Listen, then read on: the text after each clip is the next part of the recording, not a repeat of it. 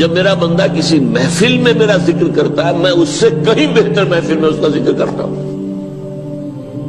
اللہ کی محفل تو ملائے اعلیٰ کی ہے، ملائکہ مقربین کی ہے۔ بہرحال اللہ کو تم اپنے دل میں مستحضر رکھو، اللہ تعالیٰ تمہیں بھی یاد رکھے گا۔ دوبارہ فرمایا احفظ اللہ تجدہ امامک تجاہک، اللہ کو یاد رکھو تو اپنے سامنے موجود پاؤ گے، جب چاہو دعا کرو تو احفظ اللہ تجدہ امامک یا تجاہک، اپنے سامنے موجود پاؤ گے۔ اذا سألت فاسأل اللہ، اب آ گیا وہ مرکزی مضمون۔ دیکھو جب مانگو اللہ سے مانگو، غیر اللہ کے سامنے ہاتھ دراز کرو ہی مت۔ ایک حدیث میں آتا یعنی حرام نہیں ہے، دنیاوی قواعد اصول قوانین کے تحت کسی سے مدد چاہنا، کوئی سوال کرنا حرام نہیں ہے۔ آپ سوال کریں، مدد لیں، اسی پر دنیا قائم ہے، ایک دوسرے کے ساتھ تعاون کے ساتھ۔ لیکن اونچا مقام کیا ہے؟ کسی سے سوال مت کرو سوائے اللہ، یہاں تک کہ جوتے باندھنے کا تسمہ تمہیں درکار ہے تو بھی کسی سے مت مانگو، اللہ سے مانگو۔ کیا پتہ اللہ کس کے دل میں ڈال دے اور وہ آ کے تمہیں تسمہ پیش کر دے۔ ہوتا ہے ایسا، بسا اوقات ہوتا ہے۔ جو اللہ کے ساتھ لو لگا کر رکھنے والے ہیں ان کے تو ایسے واقعات ہوتے ہیں کہ دل میں ایک بات آئی اور اس کے بعد وہی بات جو ہے وہ کوئی شخص آ گیا اور اس نے وہ بات پوری کر دی۔ کیونکہ لوگوں کے دل جو ہے وہ تو اللہ کے دو انگلیوں کے مابین جو چاہتا پھر دیتا ہے۔ کیا پتہ اللہ کسی فرشتے کو انسانی شکل میں بھیج دے، آتا ہے فرشتہ، آتا ہے انسانی شکل میں، آتا ہے آپ کی تکلیف کو رفع کر دے، آپ کی ضرورت کو پورا کر دے، اسی سے مانگو، کسی اور سے مانگو۔ یہ ہے توحید کا لب لباب۔ یوں سمجھیے اسلام کی جڑ کیا ہے؟ ایمان۔ اسلام کا جو خارجی نظام عمل ہے، انفرادی اعمال ہو اجتماعی ہو، ان سب کی روح رواں کیا ہے؟ ایمان۔ ٹھیک، ایک بات ہو گئی۔ ایمان کا خلاصہ لب لباب کیا ہے؟ ایمان باللہ، جیسے ایمان بالآخرہ بھی ہے، ایمان بالملائکہ ہے، ایمان بالانبیاء ہے، ایمان بالرسل ہے، ایمان بالکتب ہے، ایمان بالقدر ہے، لیکن اصل ایمان، اسی لیے ایمان مجمل میں آپ کو معلوم ہے کسی اور چیز کا ذکر نہیں۔ آمنت باللہ کما ہوا باسمائہ وصفاتہ وقبلت جمیع احکامہ اقرار باللسان وتصدیق بالقلب، یہ ایمان مجمل ہے۔ اجمالی طور پر ایمان اس کا نام ہے، ہاں مفصل تفصیلی طور پر آمنت باللہ وملائکتہ وکتبہ ورسلہ والیوم الآخر والقدر خیرہ وشرہ من اللہ تعالی۔ تو اسلام کی جڑ ایمان، اور اسلام کا سارا جو نظام عمل ہے، چاہے انفرادی اعمال ہو چاہے اجتماعی، ان سب کی روح رواں ایمان، اور ایمان کا خلاصہ ایمان باللہ۔ اور ایمان باللہ کا اصل حاصل وہ ہے جو اس حدیث میں آ رہا، اس کے دو تقاضے، عبادت صرف اسی کی، استعانت صرف اسی سے۔ اس لیے میں نے سورہ فاتحہ کا تذکرہ شروع میں کیا، یہ عبادت کا جوہر ہے، عبادت کا جو ہے یہ ایمان کا حاصل، عبادت صرف اس کی ہے اور استعانت صرف اس سے۔ استعانت ہی میں سوال بھی آ گیا، یہ بھی مدد ہے، آپ کسی سے کچھ مدد مالی چاہ رہے ہیں یا کوئی اور مدد چاہتے ہیں، کسی کام میں مدد چاہتے ہیں، جیسے میں نے کہا تھا کہ سفارش کرانا چاہتے ہیں، بھی مدد ہے۔ وَإِذَا اسْتَعَنْتَ فَاسْتَعِنْ بِاللَّهِ، اور جب مدد مانگو صرف اللہ سے مانگو۔ اور وہ سارے الفاظ یاد کر لیے، استدعاء، استعانت، استغاثہ، یہ جو غوث اعظم سے استغاثہ کیا جاتا ہے تو شرک ہے۔ استغاثہ اللہ سے، دعائی اللہ کی، اس اعتبار سے استمداد، استعانت، استدعاء، استغاثہ، یہ سب اللہ سے، صرف اللہ سے۔ عبادت صرف اللہ، ایاک نعبد، اور استعانت صرف اللہ سے، مانگو صرف اللہ سے، جب مدد طلب کرو صرف اللہ سے۔ اور جان لو اگر تمام لوگ جمع ہو کر تمہیں کوئی فائدہ پہنچانا چاہے نہیں پہنچا سکتے، الا بشیء قد كتب اللہ لک وان اجتمعوا على ان يضروك بشیء لم يضروك الا بشیء قد كتب اللہ علیک. اگر سب مل کر چاہیں تمہیں کوئی نقصان پہنچا دے نہیں پہنچا سکتے مگر وہی کچھ جو اللہ نے تمہارے لیے لکھ دیا. اب بتائیے خوف کی جڑ کٹ جائے گی کہ نہیں؟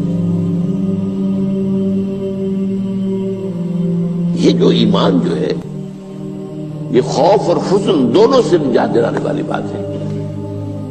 جو حقیقی مومن ہے وہ اللہ کا ولی ہے. حقیقی مومن وہ اللہ کا ولی ہے. اور الا ان اولیاء اللہ لا خوف علیہم ولا هم يحزنون.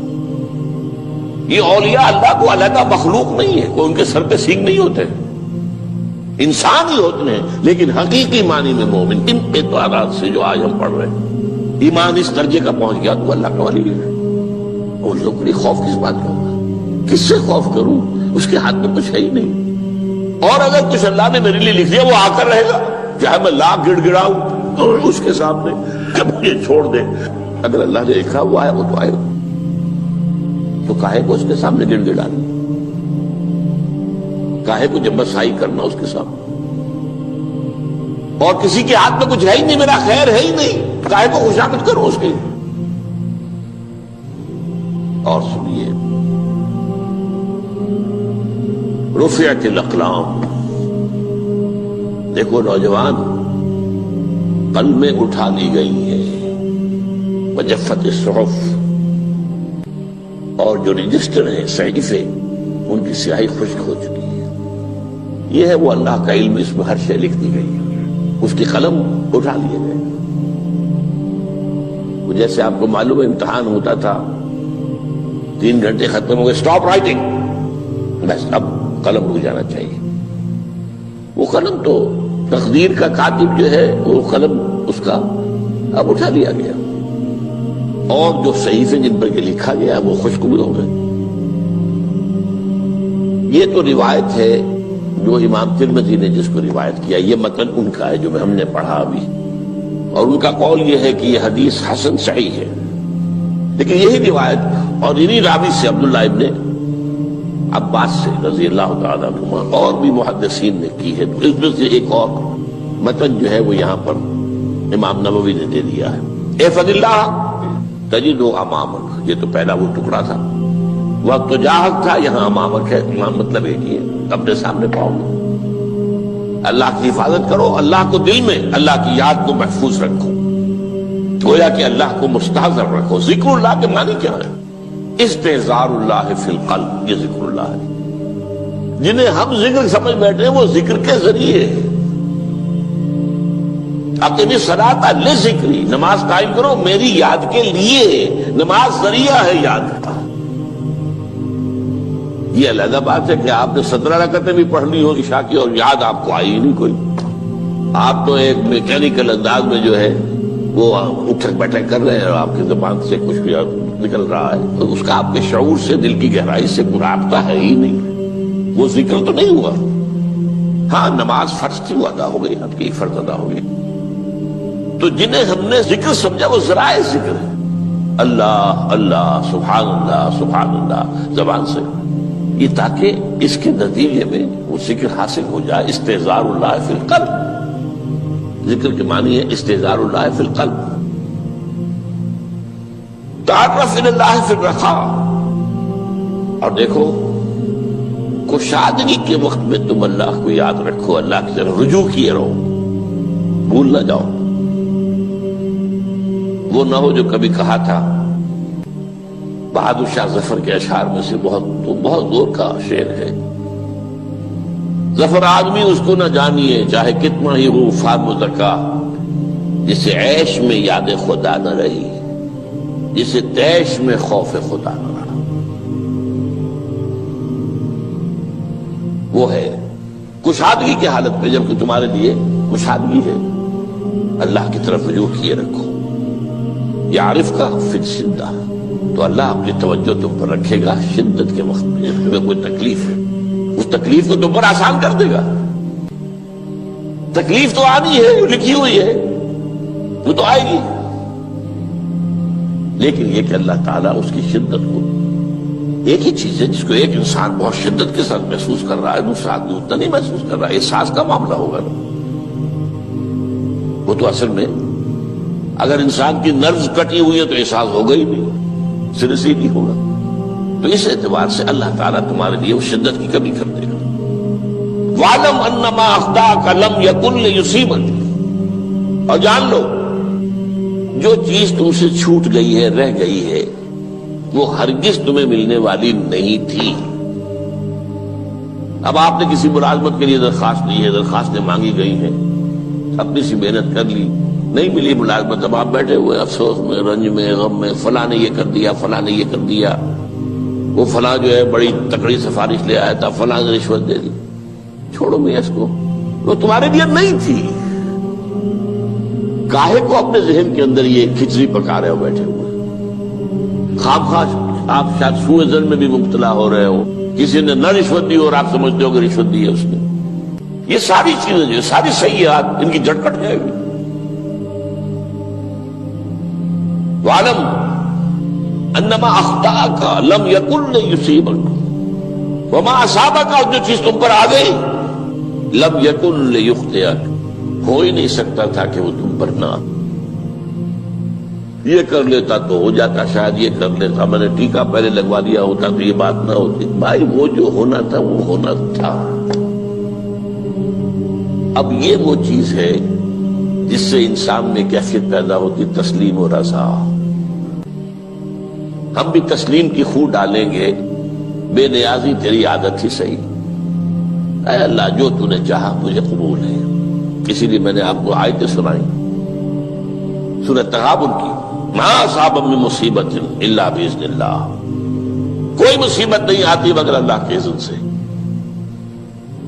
وَمَن یؤمن باللہ یہد قلبہ، جو اللہ پر ایمان رکھتا ہو اللہ اس کے دل کو ہدایت دے دیتا ہے۔ ہدایت کس بات کی؟ تسلیم و رضا۔